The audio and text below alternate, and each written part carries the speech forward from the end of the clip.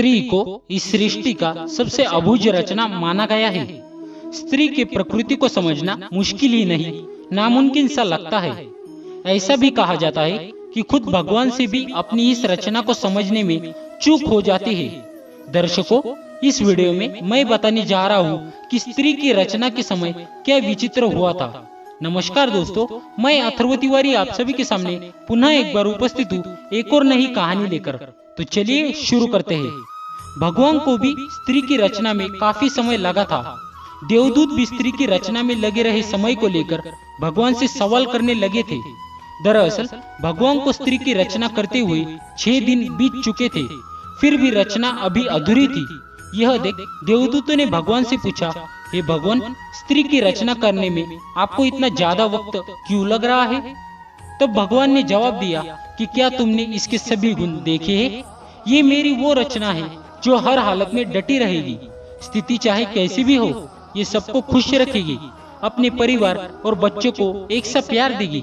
इसमें बीमार होने पर भी कई घंटे काम करने की क्षमता होगी। भगवान की बातें सुनकर देवदूत हैरान रह गए। फिर उन्होंने पूछा कि क्या ये अपने दोनों हाथों से इतना कुछ कर सकती है? भगवान ने जवाब दिया, बिल्कुल, इसलिए तो ये मेरी सबसे अद्भुत रचना कहलाएगी। ये सुनकर देवदूतों ने पास जाकर रचना को हाथ से छूकर देखा। दूतों ने कहा, प्रभु, ये तो बहुत नाजुक है। भगवान ने हंसकर कहा, ये बाहर से नाजुक जरूर है, पर अंदर से उतनी ही मजबूत है। अर्थात ये कोमल है पर कमजोर नहीं। इतना सुनने के बाद देवदूत इस रचना के बारे में और भी जानने को उत्सुक हो गए। देवदूतों ने भगवान से पूछा, हे प्रभु, क्या स्त्री में सोचने की क्षमता होगी? प्रभु ने कहा, ये केवल न सोच सकेगी बल्कि इसमें हर समस्या से मुकाबला करने की क्षमता होगी। दरअसल देवदूत ने जब पास जाकर स्त्री के गालों को हाथ लगाया था, तब उन्हें कुछ पानी जैसा प्रतीत हुआ था। उन्होंने भगवान से पूछा, हे भगवान, इसके गालों पर पानी जैसा क्या है? तो भगवान ने कहा, ये इसके आंसू है। जवाब सुनकर देवदूत हैरान रह गए और पूछा, आंसू? पर वो किस लिए? इसके जवाब में भगवान ने कहा कि जब ये कमजोर पड़ने लगेगी तो ये अपनी सारी पीड़ा आंसुओं के साथ बहा देगी। इसके बाद ये फिर पहले की तरह मजबूत हो जाएगी। अपने दुखों को भुलाने का इसके पास ये सबसे बेहतर तरीका होगा। साथ ही भगवान ने कहा कि यही इसकी ताकत होगी।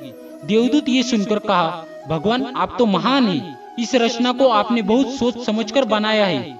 फिर भगवान ने कहा, ये स्त्री रूपी रचना हमेशा अपने परिवार की हिम्मत बनेगी और हर परिस्थिति में निश्चल रहकर ही समझौता करेगी। देवदूत ने कहा, भगवान, आपकी रचना संपूर्ण है। भगवान ने जवाब दिया कि नहीं, अभी इसमें एक कमी है, और वो ये है कि ये अपना ही महत्व भूल जाएगी। वो कितनी खास है। दर्शकों, भगवान द्वारा बनाई गई इस रचना को जानिए और स्त्री का सम्मान कीजिए। तो दोस्तों, आज के वीडियो में बस इतना ही। अब दीजिए हमें इजाजत। आशा करता हूँ कि आपको हमारी आज की यह वीडियो पसंद आई होगी। यदि पसंद आई हो तो वीडियो को एक बार लाइक और शेयर कर दीजिए एवं कमेंट में लिख दीजिए, जय श्री कृष्णा।